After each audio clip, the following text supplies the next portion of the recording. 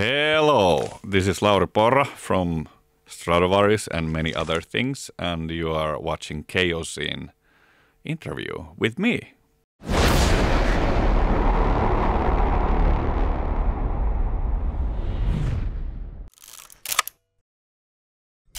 So, hey Lauri.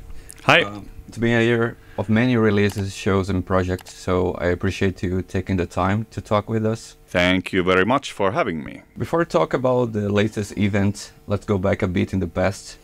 In 2022, Stratovarius released Survive, and it was a well-received album among fans. 2 years after its release, playing these songs around the world, how do you see this record in your discography with the band? I think it was a very strong album, and one of the main reasons for it was that we took a lot of time in writing it. It was 7 years in the making. I mean, we didn't work for all that 7 years, but basically the idea was that let's not release anything until we are sure that we have a really good album. Because before that, often there was, for instance, I consider Nemesis also a really strong album. And, I like all the albums, but with some of the albums, there could have been a situation when they were a bit rushed because there was like a tour happening or something that we need to have it ready by this. And then, people working, it needed to be finished. So then it just was finished. With this, it was different. We made a very conscious choice, like just to, we take our time, and especially Matias as he's the main writer and producer. And I think it paid off. And also with a band like Stratovarius, it's sort of like a legacy band. That there's a long repertoire and a lot of classics which people come to listen. So I consider we don't need to release that often, but we should always release as good as possible. And in this way, I consider Survive a success. Next year we will complete 20 years since you joined the band, 2005. I read that you were a little frustrated at that moment in your life with the end of Synergy. But soon the invitation came and your life changed again. It's hard to put into words, but what was that 27-year-old Lauri looking for that you feel you have found in these 2 decades with Stratovarius? Well, at that point of my life, I was really interested in, touring the world and playing good music with good players. And for me, my sort of career has always progressed in like baby steps. So first I was in Warm, and then I was in Kotipelto, then I was in Synergy, and like this. So whenever I had bands when I was a kid, they never got successful. So I just worked myself a little bit up.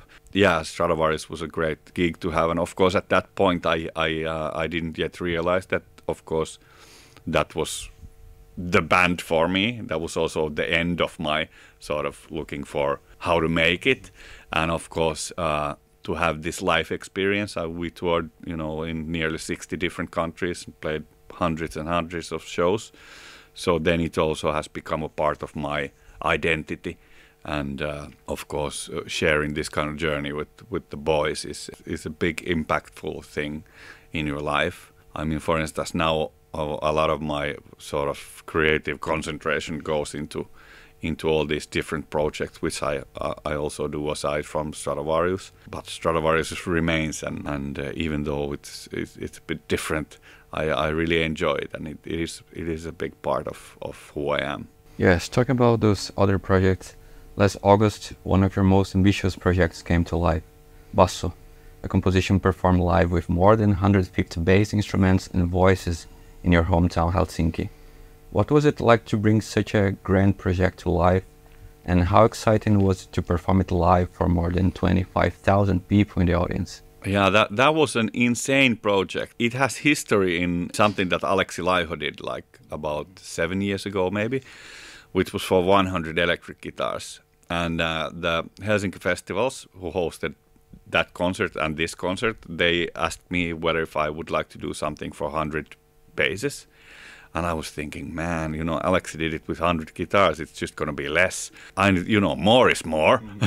So I wanted to have 250 basses. And then I was thinking, but, how to elevate it. So then I also wanted to have all kinds of bass instruments. So double basses and bass trombones, tubas, bass vocalist, and also a text, and a longer piece. Alex's was like 7 minutes, but mine was almost half an hour. You know, I'm into opera, and also I like doing these sort of larger scale things. It's not an uncommon working method for me. So I was just following my heart of how I often see like what kind of experience I would like to create. It was super lucky. I felt like pinching myself because it was really, really expensive thing to do. And of course, Helsinki Festival was, they commissioned it. So they were, I had producers and people taking care of that. It felt surreal that I was given the opportunity to do nearly whatever I wanted. I would have their trust in, taking this big chunk of money and putting it into like a crazy idea. And of course, it was like around 26,000 people showed up for the show. Then I was also happy because I was nervous that they would be angry afterwards, like, what have you done? But it was really successful. And it took me a few days to come down from it. It was really, really, almost like a dream. Like, what could you do if you could do anything? That's what I did. And if people want to watch it, it's available on YouTube, right? It was live streamed. Yeah, it's on YouTube. I'm hoping at some point to also edit like a better version because now it's just live cut. But yeah, there's a sort of documentation. But of course it was like, we didn't have a stage. We were on the steps, and there was Joonas Tikkanen, a great lighting designer I often work with. He did like a amazing visuals. So, if you were there, that was it. It's, you can see it and you can sort of get the idea, but that was there. And that's what I also a little bit like about certain concerts, that sometimes you just need to be there. But yeah, for sure, if you want to get an idea what it was, there you can see it on YouTube. I just Google, Lauri Porra basso. In 2005, you started an instrumental solo career with the release of your first self-titled album. These works have always had more of your musical influences, such as jazz, fusion, world music, Latin rhythms, and classical music. This year, you once again did something different, giving voice to your new songs in 2 versions. Both Ainen ja Aiemmesso and the English version Matter and Time feature a narrator, vocals, and a beautiful orchestra performance. How challenging and rewarding was it to produce this musical love letter to the universe? It was challenge, but it was also, everything for me is like a natural progression. So I started writing 20 years ago for symphony orchestras when I started doing the first film scores with orchestras. And then in 2015, I wrote a concerto for symphony orchestra and electric bass called Entropia, which is also recorded and released. And that's when I sort of became like a dude who writes for symphony orchestra. And about 5 years ago, Vanta Orchestra commissioned me to do, again, whatever I want for their 70th anniversary. And that's when I wrote Matter in Time, or Ainen ja Aiemmesso. So it was actually premiered like 5 years ago at the concert. And then it just took 5 years to record it. And yeah, it was performed in Finnish. It's been performed maybe, I don't know, four or 5 times. And then I got Stephen Fry, who's like my idol, to be the narrator on the English version. And I'm hoping I can also bring it back live around the world. It was very difficult, or like it was a demanding work. And I had Esko Valtaja, who's a famous astronomer here. So he wrote me the text, and Paula Vesala did the lyrics for the concept which I had. But it was in that way, it was similar as what basso. Like just somebody gave me resources to do whatever I wanted, and that's what I did. So I gravitate towards this kind of sort of complete things. For me, it's very natural that if you look at that part of my catalog, like starting from the 2005 solo album, it's always, that's when I started the journey, and then it gets a bit further. Of course, it's different because it has words and vocals, but still, if you look at the sort of elements and styles used there, I consider them be part of the same thing. There's one movement in the Matter and Time. It already appeared on my earlier solo album, Dust. So this was music that was already there. So I also often, some things I used, and I do a band thing, and then I do a symphony orchestra version of it or something. So it, for me, it's always just writing the kind of music that I would like to hear. And I had a very conscious choice when I was studying that I was studying very broadly. So I was playing heavy metal, I was playing jazz, I was doing avant-garde, I was doing contemporary classical, and a lot of Latin American music and Indian music. I collaborated with Indian musicians and African musicians because I was interested in learning different musical languages and musical cultures. And later, as a studio musician, I would work with hip-hop and electronic music artists. So I just try to be a sponge of learning anything new. I met somebody who was into bluegrass, and then I was like, can you tell me about bluegrass? I want to understand this thing, and I want to understand how these people make their music. And that's especially fun with very different musical culture, because the way they build music can be very different. And then some things are super similar, like classical music and heavy metal has so many similarities. And yeah, but I just wanted to collect as much data as I could in order to, make my own porridge out of it. And basso and modern time and all this, they are part of the journey. So now I'm just looking for next steps. Your name is always associated with your family's history because the legendary Jean Sibelius is your great-grandfather. But not everyone knows that your father's love for jazz and your mother's playing at opera were also essential for you to grow up in a music environment that inspired you as an artist. How did this family music heritage shape your way of making music? Do you remember the moment that you decided that music would be the path to follow? It's hard to say. When we grow up, we build new narratives on what I thought when I was a kid. But my current narrative is that I always knew I was going to be a musician. My father had the jazz thing, and they had a band who were rehearsing at our home every Sunday, and it was really fun. And for instance, there was a tuba player in this band that was like a sort of 20s jazz kind of thing. And this tuba player, he was the coolest guy in the band. He was the leader of the band, and he was a really good player. And I think that had a lot to do with why I got into bass. Also, everybody was playing guitar, and, I wanted to be, maybe also I didn't want to do the same thing as others. So I want to do a little bit different. So give me the other one. And then the classical side. Well, I just loved music. To be honest, I was really bad cello student. I wasn't concentrating, so it wasn't happening. I was lazy. But what I really loved was computer games, like those early 90s graphic adventure games from Sierra Online or Lucasfilm. And they always had what I consider good music, like what Michael Land did with Monkey Island series or this. And I think the first, this is what I want to do, things little bit came from the computer side, that I was like, I want to do music to these games because this is like interesting, and I resonated with the games. I didn't resonate with concert. I went to opera all the time and I loved it, but I saw no connection in doing it. Now it's different, but then I think for me it was about finding, my dad and my mother, they were doing that. I needed to find something that I can resonate with. And first it was the computer games. I didn't listen to any, rock or metal music until I was 14. Wow. That was a very overnight thing. Like I just woke up Sunday and was like, okay, now I grow my hair. I got my first pair of jeans, and I told my mother we need to get an electric bass.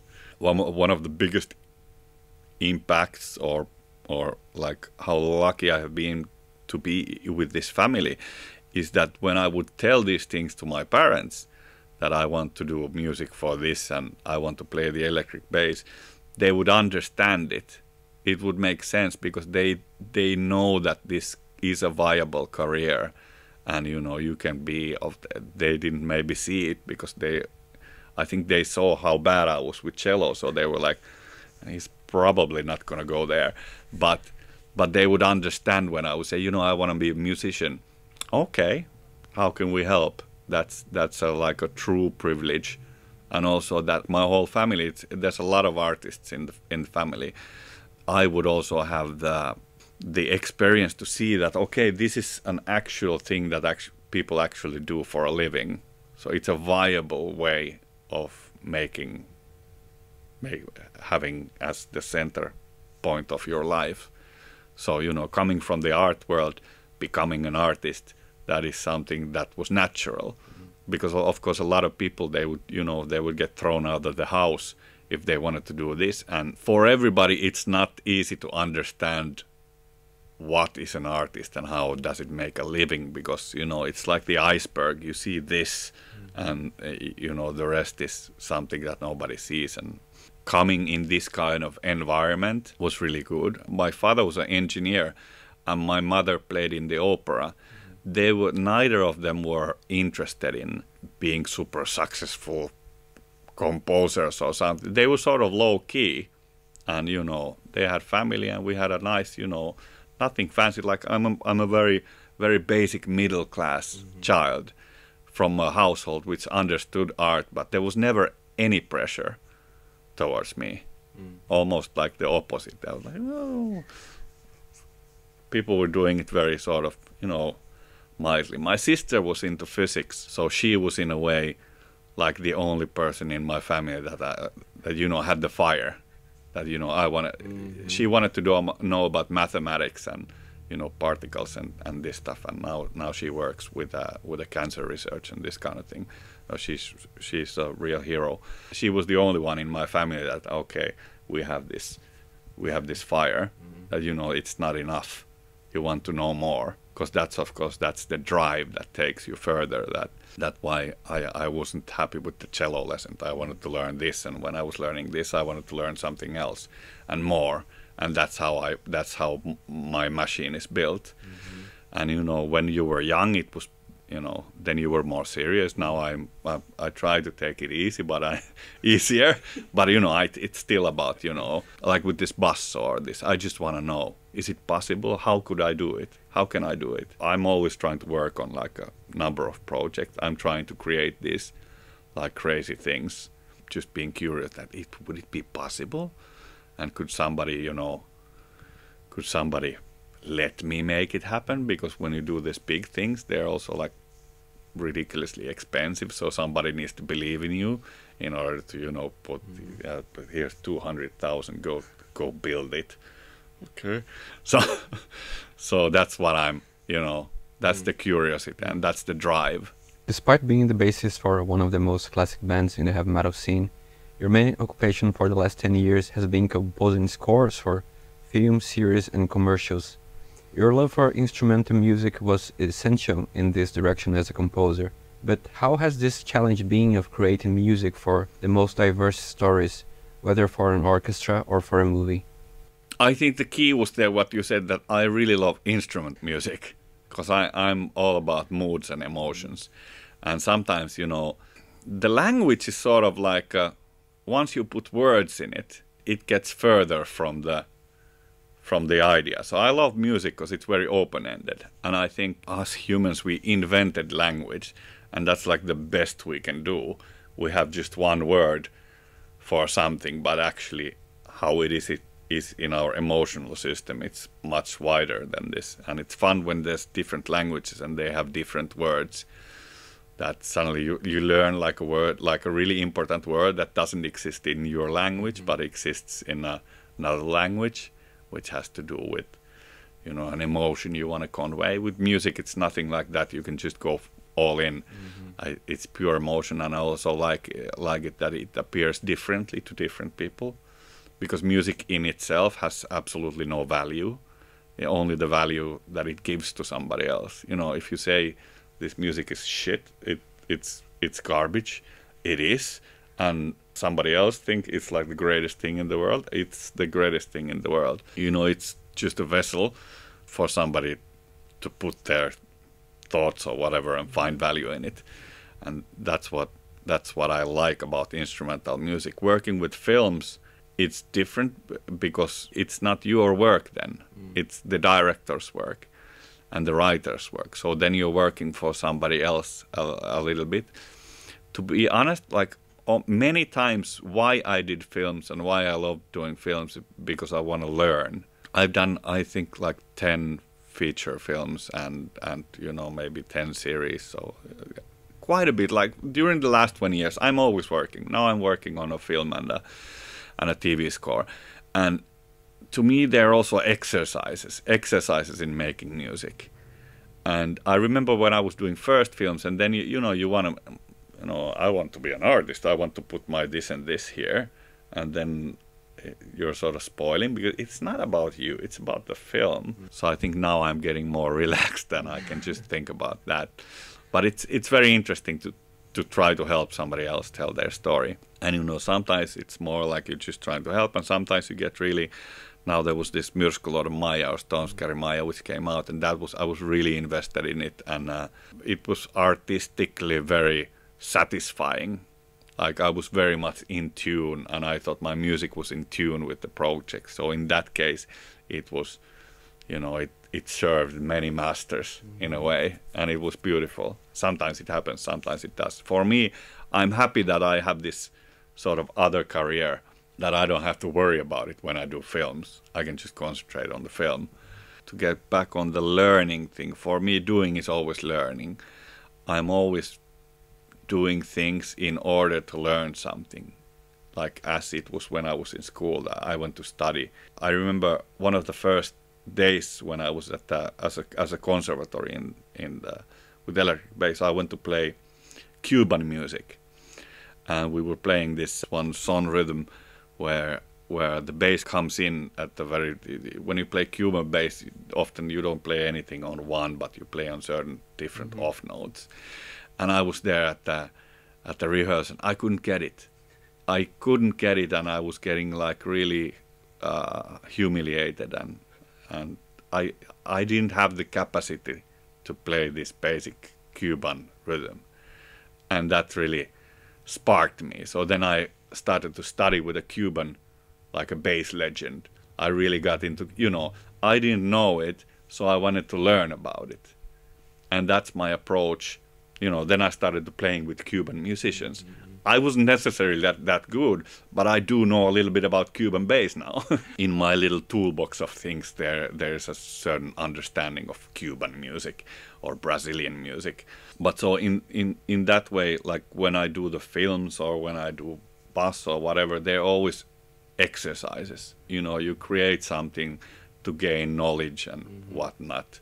The idea that the path of the artist is only the work of the study. Whatever happens in the concert or after that concert, it doesn't matter. It's the work that matters. That's also like people who do things like this, they usually do like the gratification of people saying, oh, you did such a great piece and I feel good about it. If you're built like this, you can never be satisfied. It's simply, that's just the way. It's like being an alcoholic and things. So when have you drank enough? Never. It doesn't work that way. So then I think it's important to concentrate and acknowledge it. It's never about the successes or the points what you get. It's always just about the work and just about the learning. I think that is the only way you can ever be satisfied with your life or anything. Or that's how I consider. That's how sort of my take out from Basso or these films or from Aina Aja Messu is, okay, what did I learn and how can I do it better next time? Yeah, I agree with you. For me, it's like every day I want to wake up in a better version than I was yesterday. Yeah. Always updating my system. I remember when I started playing bass, and it was great because I was, 14, 15, 16. And at that time you evolve in such like incredible speed. Also, I remember I was always thinking, when I was around this age, I was thinking like 6 months ago, man, I was an idiot.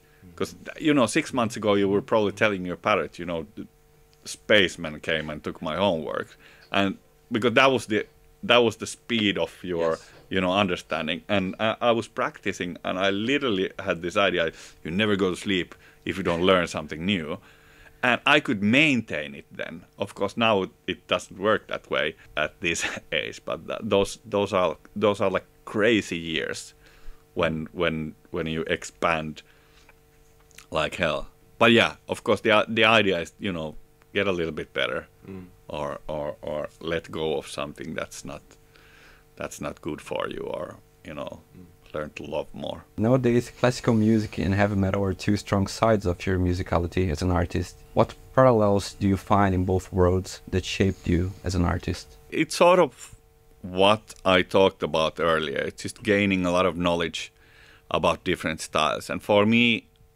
having one leg in the academic musical world, whether it be through, like serious studying of how to play difficult music like metal music, or studying like composition or musical theory in its traditional way. That's one part of it. And for me, the very, very important second part of it was just going out and meeting artistic people who didn't know anything about it, and like how they do electronic music or hip hop, where they just take pieces of sound and sculpting, or like punk musicians, or certain sides of heavy metal where it's just just making noise. I was interested in combining these approaches, because through knowledge you gain control, because the language you're speaking. But on the more expressive side, there's intuition and sort of aesthetic. If you think only about like very theoretical things or these, you might miss something from the aesthetics, just trying to create something pure and something nice. And if you're just trying to create something like very expressive and intuitive, but you don't know how the technique works, then your piece might be lacking. Mm-hmm. So of course, I mean, when I concentrate in such a broad way, then my disability would be that I'm not a mega specialized in anything. I'm a little bit specialized in everything, but then I try to create it my own. But I always had this vision of doing something really free and being detached from any sort of chains of a certain genre or certain aesthetic. Just I love all kinds of music, and I try to create musical experiences which I find meaningful, and hopefully other people find them meaningful as well if I get lucky. But it has nothing to do with a genre or something. The way I built my discipline, I've been always very disciplined in my studies. Even I've not taken like a very typical approach, but I've been very conscious. When I started going out searching for, punk music or, really expressive stuff, I was very conscious on what I wanted to find and what I thought was important in music. It's like life. We only have this one, and you try to do something that you consider is meaningful. And for me, this has been the most meaningful thing I sort of found for me. This is I've been very, in a way selfish. Mm-hmm. That I want this, so I go find it, Yeah. And not so much doing what other people would be telling me. You should do this. Why are you doing that? That's lame, because a lot of times people didn't really understand why I'm, I thought you were with us. Why are you doing that? And that's never mind. I know what I'm doing. I have an idea. So that's like, just going for whatever you like. I mean, if you like it, it's just doing one certain thing, and then you do it that. But I started on the cello, and I think that might have been because at that time, especially the classical education was very typical. It was like, this is the road you walk on, and this is the music you play on, and this is the way you hold your, hand.